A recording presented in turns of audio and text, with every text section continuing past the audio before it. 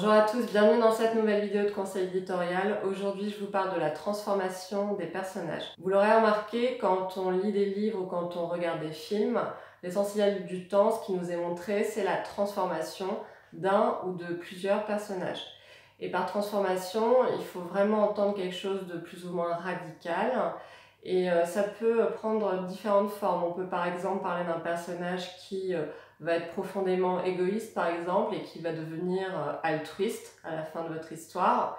On peut montrer un personnage qui va changer radicalement de vie.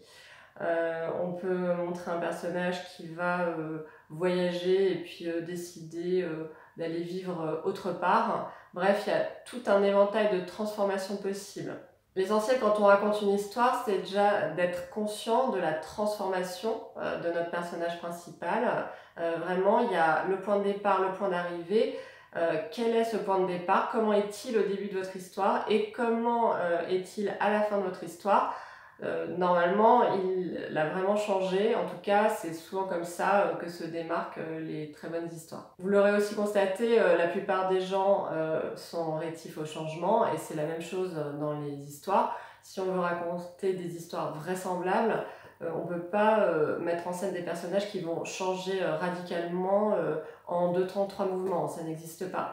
Pour changer, un personnage doit être confronté à des obstacles de taille qui vont le faire changer progressivement. Et là, j'insiste sur le progressivement parce que vous ne pouvez pas montrer un personnage qui va être statique pendant toute votre histoire et qui, grâce à 2 ou 3 scènes à la fin, va miraculeusement changer. Si vous faites ça, il va vraiment y avoir un problème de crédibilité.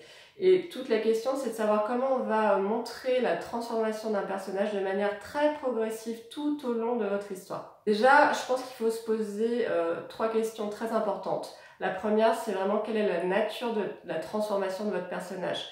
Vraiment, imaginez-le au début de votre histoire et à la fin. Il faut vraiment qu'il y ait un changement radical. Alors peut-être pas de personnalité, mais en tout cas souvent de vision du monde, d'activité par exemple professionnelle, quelqu'un qui va changer de vie, ou alors quelqu'un qui va changer sa façon de penser. En tout cas, il faut un vrai changement profond. Ensuite, demandez-vous qu'est-ce qui pourrait faire bouger mon personnage, qu'est-ce qui pourrait le faire évoluer.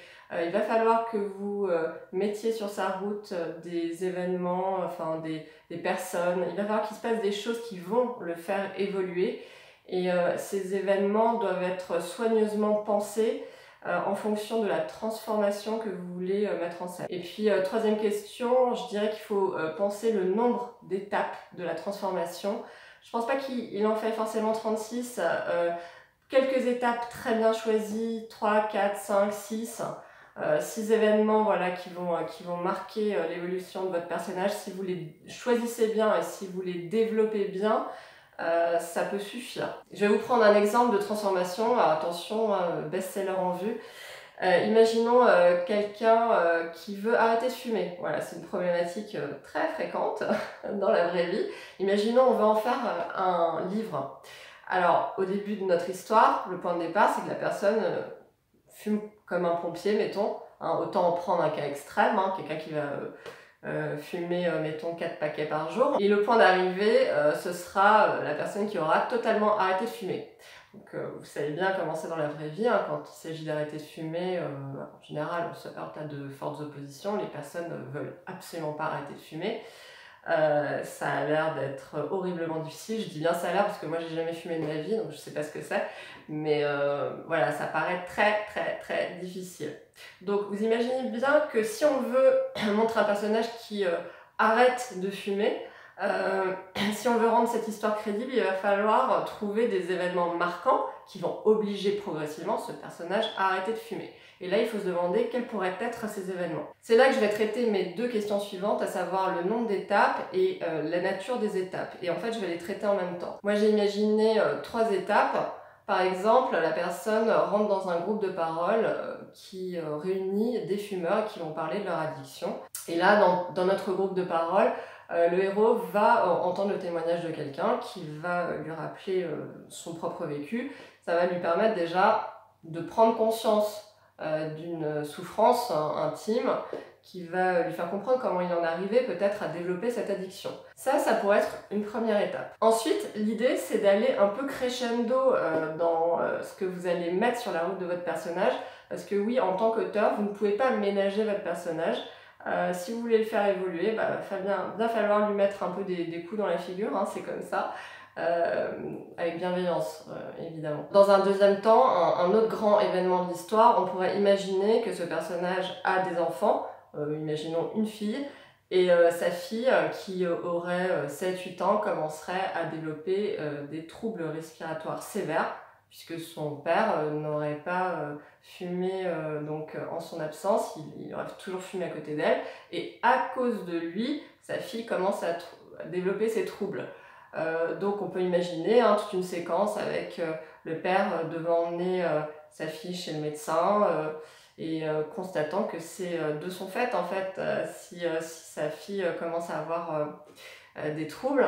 Et là voilà, un deuxième coup, j'ai envie de dire, asséné à ce personnage qui va réaliser cette fois-ci que c'est pas seulement donc à lui-même qu'il fait du mal, à sa propre santé, mais c'est aussi à celle de ses enfants. Et puis si on imagine un troisième événement, ça pourrait être par exemple un diagnostic d'un stade 1 de cancer du poumon qui obligerait notre personnage à cesser de fumer. Donc vous voyez, j'ai pris 3 événements qui vont crescendo, qui pourraient être des événements autour desquels on construirait tout un ensemble de scènes pour les expliciter, les développer, et qui donc montreraient progressivement la prise de conscience du personnage et sa transformation progressive jusqu'à ce qu'il soit finalement au pied du mur et soit forcé d'arrêter. Ce qu'il faut retenir en tout cas, c'est que la transformation d'un personnage, elle se fait de manière progressive. Il faut pour cela définir des événements qui vont bousculer votre personnage et l'obliger à se transformer. Encore une fois, il n'est pas nécessaire forcément de penser à 36 000 événements. Quelques événements bien choisis, bien développés, ça suffit. En tout cas, il faut bien montrer des choses concrètes, des événements concrets, parce que des prises de conscience, dites-vous bien qu'à l'écran ou dans un livre, ça ne se voit pas, sauf si on commence à développer des pensées introspectives. Mais franchement, je vous déconseille, il faut vraiment imaginer des scènes où on montre ces prises de conscience à travers des actions particulières, notamment, comme je le disais là, la participation à un groupe de parole, un rendez-vous chez le médecin. Voilà, c'est ces événements-là qui vont vous permettre de montrer que votre personnage a des prises de conscience et pas le fait de dire j'ai une prise de conscience, je me rends compte que c'est pas bien de fumer. Essayez d'imaginer des événements qui vont un peu crescendo en termes de dureté, qui vont vraiment pousser votre personnage dans ses plus profonds retranchements. Choisissez évidemment des événements crédibles en fonction de la transformation que vous voulez montrer, en fonction aussi de la personnalité de votre personnage. Si vous avez un personnage particulièrement buté, qui vraiment ne veut pas du tout avancer dans sa vie, vous imaginez bien qu'il va falloir mettre sur sa route des choses particulièrement violentes. Si en revanche il s'agit d'un personnage qui est très enclin à évoluer, là vous pouvez être beaucoup plus soft en fait. Tout dépend du personnage que vous avez choisi et de l'histoire que vous racontez. Voilà, donc la transformation d'un personnage, ça se conçoit avant même d'écrire. Il s'agit bien de bâtir sa trajectoire en partant du début, en concevant le milieu et la fin, même si tout n'est pas scellé au moment de la conception et ça se déploiera au moment de l'écriture. Mais en tout cas, il faut vraiment que vous disiez quel type de transformation je vais montrer à mes lecteurs ou à mes spectateurs. Je vous conseille de bien vous pencher sur cette question parce que c'est vraiment la nature de cette transformation qui déterminera la qualité de votre histoire et l'intérêt que les gens lui porteront. Voilà pour aujourd'hui, je vous dis à très bientôt pour de nouvelles aventures éditoriales. N'hésitez pas à réagir à cette vidéo sur Facebook ou sur YouTube. Je vous dis à très bientôt et écrivez bien.